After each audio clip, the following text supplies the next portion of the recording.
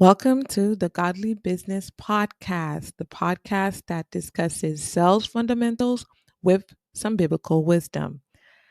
I am your host, Anne Jean Pierre, and in today's episode, we're going to talk about three things that keep you from selling.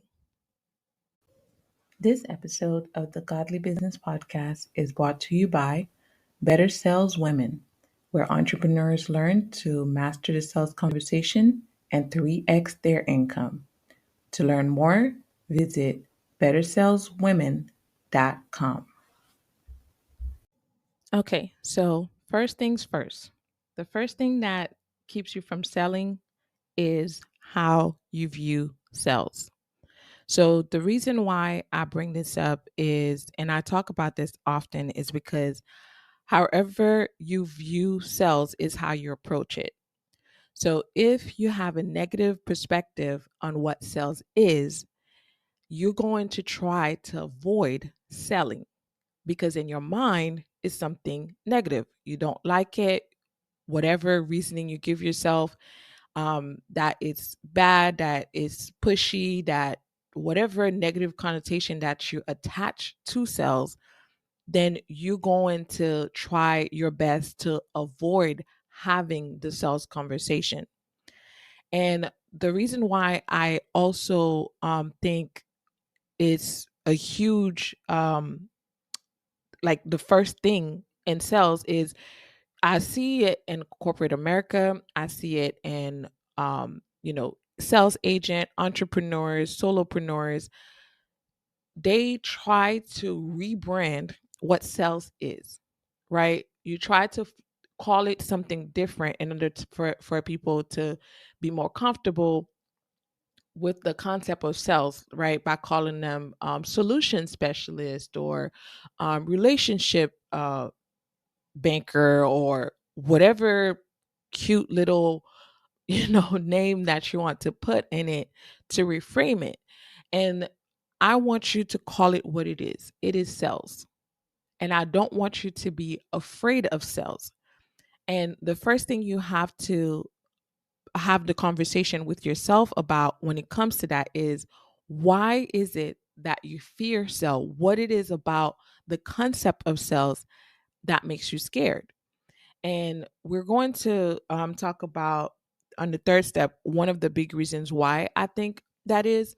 But if your idea of sales is that is forcing people to, right, when I ask people what do they think of sales, they always think of like the slimy car salesman. That's like the number one answer that I get all the time when I ask people to describe um, the first thing that popped into their mind about what sales is, or when they think of a salesperson, what they think of. And that's like, I would say like 95% of the time, that's the image that comes into people's mind. And that's what they usually tell me.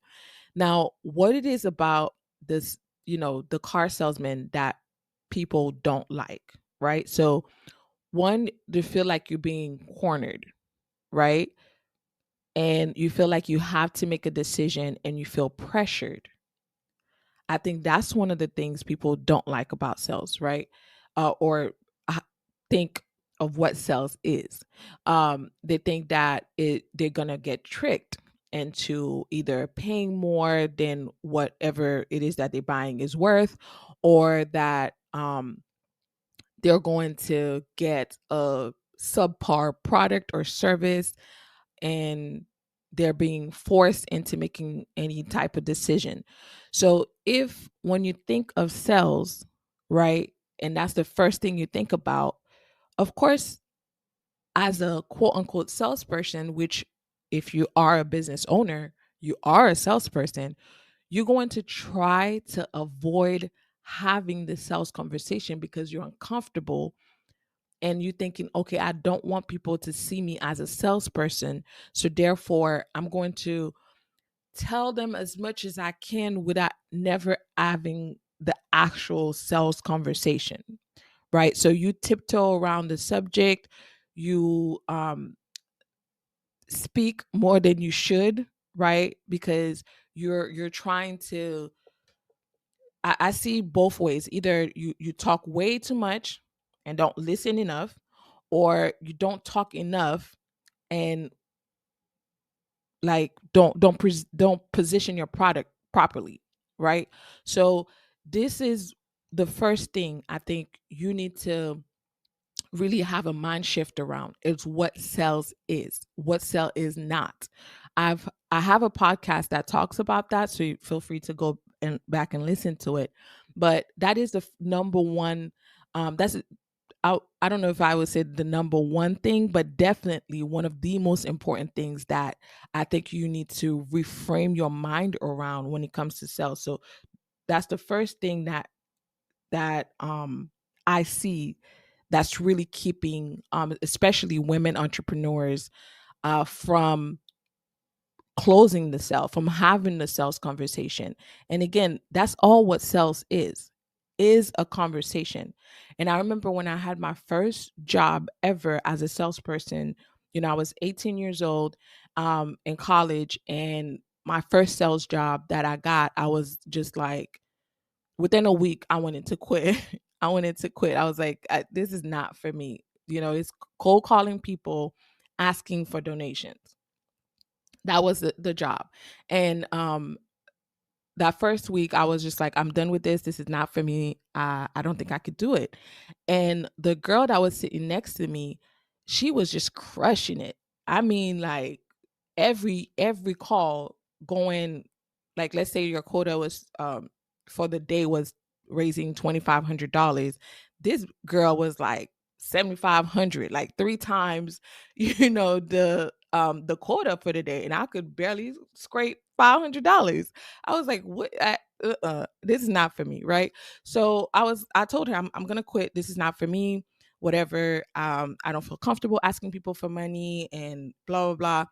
So she has the first thing she told me is like, you sell it, you're just having a conversation. That's all you're doing, is having a conversation.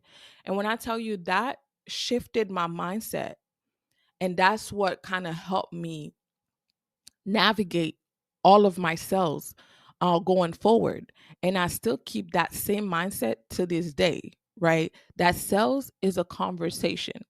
So, and that really helped me to reduce my anxiety that first, couple of weeks and going forward in that job. And this is also one of the key things that I use to help people shift their mind of what sales is. It's a conversation. It is a conversation to bring to guide someone to a solution, right? So that's what sales is. Stop thinking that sales is a gimmick. Remove those thoughts from your mind. And I think that if you approach it from that perspective, that all sales is a conversation, is me having a conversation with the prospect, that will, one, help to reduce your anxiety, and also help you to understand the flow of things, right? Which we'll have in a different conversation about script and things like that. But if you focus on having the conversation with the customer and focus on how, so then the focus of the conversation then is navigating the conversation to finding out what the problem is and how your service or product can help them achieve their goal, can give them the result that they're looking for, can give them the benefit of having this product or service. So that's what sales is. It's having a conversation where through the conversation you get to understand what your customers' needs and wants are, and how you may be able to help them achieve what it is that they're trying to do and get the result that they want, right? One of the biggest thing about sales is you showing the customer the value of your product, the value of your service, by showing them the benefit and how this is going to get them the result that they want. All of that through just a simple conversation. So if you approach sales from that perspective, that I'm just having a conversation, and remove the pressure from yourself, right? One of the things that I that helps me a lot, and that I help my clients do, is do this. Remove the pressure from yourself that you have to close this client. You don't have to close this client, right? If you're going to approach it with, I have to close every client that comes to that I'm having a conversation with, that's a lot of pressure. Remove that pressure. And two, see if this client is the right client for you. And by having the conversation, then you will find that out. So focus on, I'm just having a conversation with this person to determine whether or not I'm a great fit for them, whether or not they are a great fit for me. And the way you do that is having a conversation and see, okay, can my product or service really serve this person to the best of my ability? And if you approach it from that, I promise you, you are well on your way of being successful in sales. So change your mindset around what sales is, and already, like, it's going to make a huge difference. One is going to reduce your anxiety. Two, is going to help to remove that pressure um, from you, and then help you to navigate that conversation properly. All right. So that brings us to the second thing that keeps you from selling, is focusing on the what versus the how. So I kind of touch on it a little bit in talking about the conversation, right? The what is, um, I'm selling soap, right? That's the what. I'm I cut grass. I do landscaping. That's the what. That's not the how. How is how how the I'm sorry. The how is the transformation that you are going to provide to your customer. The transformation that the customer is going to get because of your product or service that you've offered them, right? So sometimes people get that confused and thinking that, okay, well, the how is um the process of which I'm going to get them that result, right? So if, let's say, like myself, a coach or a consultant, right? So therefore, by you taking my program and doing this 7-week program, and we're doing week 1 this step, week 2 this step, and blah blah blah, that's how I'm going to help them. No, that's not what you sell, right? This is still the what. This is still the what, right? You're thinking, okay, this is how the program is set up, but this is not the how. The how that you want to focus on is the result. How is this going to impact my client's life? How is this going to change their life? This is what I mean when I said focus on the how, or if you want to, you could say the why, right? Why would this client take my product? Because I can get them the result that they want. Why should you go with my product, my service versus this other person? Because I know I can get you the result you want.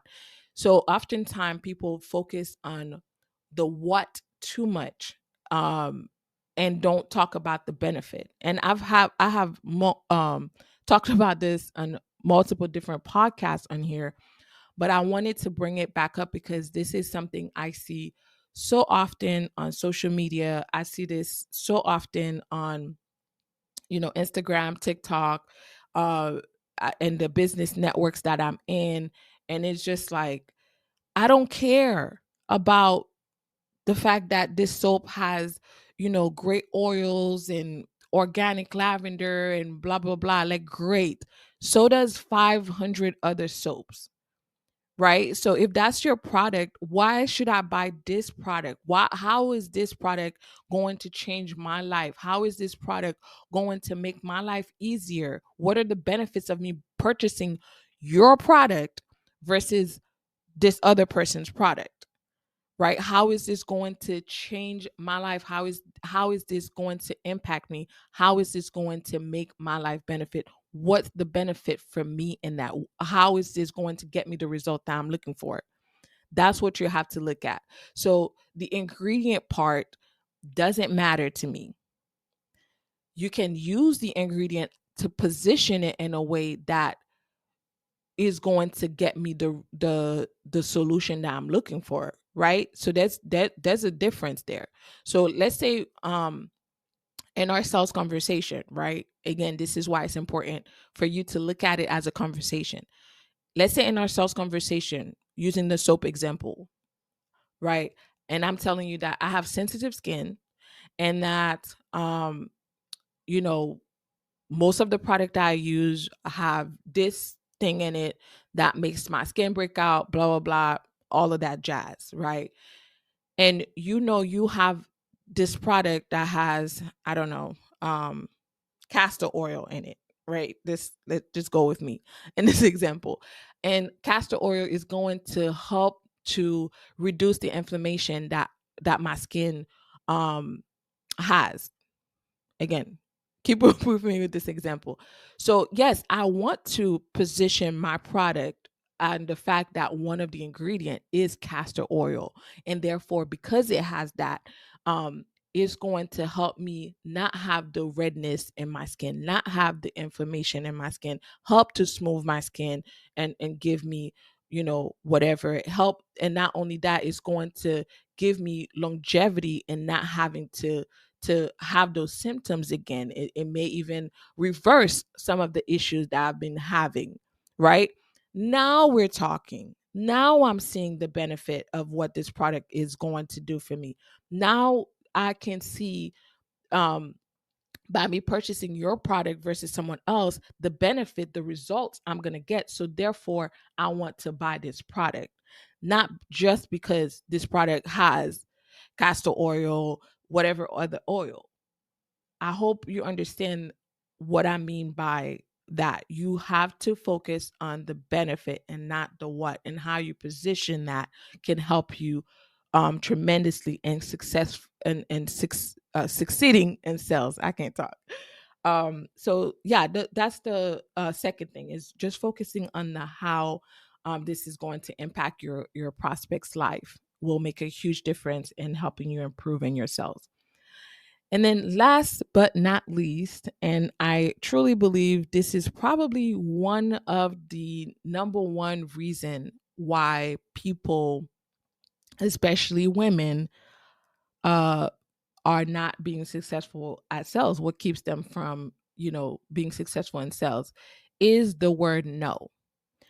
If you look up anything sales related, you will find so many articles, so many different people talking about overcoming objection, um, overcoming rejection, um, and why you don't want your customer to say no, how you can avoid your customer saying no, all of those things. First off, um, I want you to understand this. Someone is saying no, they don't say no to you. And I feel like that's one of the biggest um, mind block that a lot of prospects, and more specifically women entrepreneurs, deal with, is thinking that the customer saying no is a rejection to you. One, you need to make the separation between your product and service and you. So that's the first thing. Two is, I've talked about this before in another podcast, is understand. I remember in sales, when I was in corporate America sales, one of the trainings I went to, they're like, your sale doesn't start until you get at least 6 no's. I'm like, 6 no's? What the heck? That's a lot. But I also understand what it is. So I've discussed this before, in the fact that the first no, people have to get out just because they feel like they have to say no. And I've used the example of when you and I go into a retail store, and the sales clerk asks, "Is there anything I can do for you?" Most of us, the first thing we say is, "Nope, I'm good." Right? So you just say no, and then 5 seconds later you come back just to ask a question about something, right? When she just asked you, do you need anything? And you said no, right? So we are wired to say no, right? And what you want them to do is be able to just say no to feel more comfortable. So your first no, you want them to just get it out their system, right? So you want them to just say it so you can just be able to, okay, now that you said no, now that you feel a little bit more empowered because that's really what they're looking for and getting the no out, now we can move on into having the real sales conversation. So you do want your customer to say no. I know that sounds counterintuitive, and oh my gosh, I can say that word, but you know what I'm talking about. You want them to say that first no just so they can get it out of their system, right? Then you want to continue having a conversation with them. And the other thing is, you do want them to say no if they have questions. Why? Because what you don't want, right, is a question of refund, right? Restocking your product and all of those things, right? Because the person says yes, but they didn't really mean it. So you want them to say no in order for you to really address their reason and concern.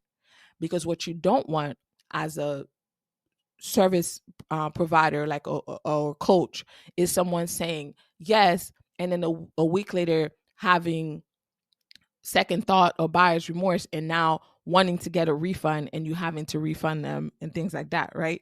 You don't want that. Same thing for a product. You don't want someone buying it and then making a return, right? You want their yes to mean yes. So this is why it's okay for them to say no, and you want them to say no in order for you to figure out, okay, what is the issue that I can answer for them and put them at ease, and give them the confidence that they are making the right decision. So therefore, you want them to say no in order for you to discover that.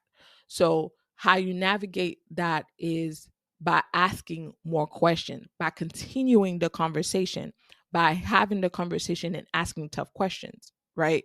So those are the reasons why I think, the three reasons that I think people um that keep people from selling is that fear of what sell is, their view on sales, them focusing so much on product, on the what of the product, on the what of the service, and not enough on the how this is going to be helpful and the how this is going to, impact their life. And then, this fear of people saying no, of this concept of rejection. um, it's not a rejection, right? An objection is not a rejection. So keep that in mind. And you want people to say no in order for you to get to the proper, real yes. If someone say they have to think about it, have the conversation, because most of the time is they're not sure, you have not sold them the product, yet, right? You have not showed them the value yet, especially in having a conversation. If you can narrow it down to say, okay, this is the right product, this is the right for the right customer, right? I have the right customer in front of me, check mark.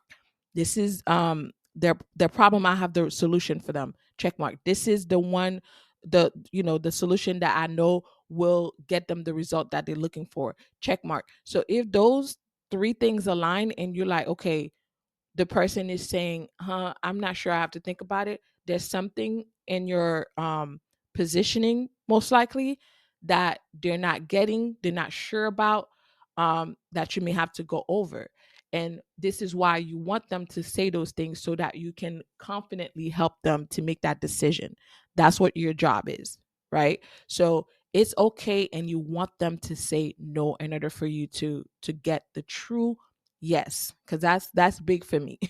Is getting the true yes, because I know right now one of the things I'm working on with a lot of prospect is I'm getting a lot of returns. I'm getting a lot of customers saying yes, making the payment, and then a week later coming back and like, I don't know about this. So there are certain things that you are probably saying that you're not realizing that you're saying, or not saying that you should be saying, right? So And one of the things is through conversation, to having the conversation and making sure that the yes is an actual yes, and to get the no in order for you to get that clarification that you want. So do not be afraid of hearing no. Look at it as an opportunity for you to really educate and put your customer at ease and show them the value. So I hope this was helpful. Those three things that you need to look at. And of course, if you have any questions, concern, just reach out to me. Send me a voice note, send me a note. You can find me, all the social medias. Well, not all, but Instagram, and of course, um, reach out to me through the podcast. So I hope this was helpful, and I pray that God will keep you, will instruct you in the way that you should go.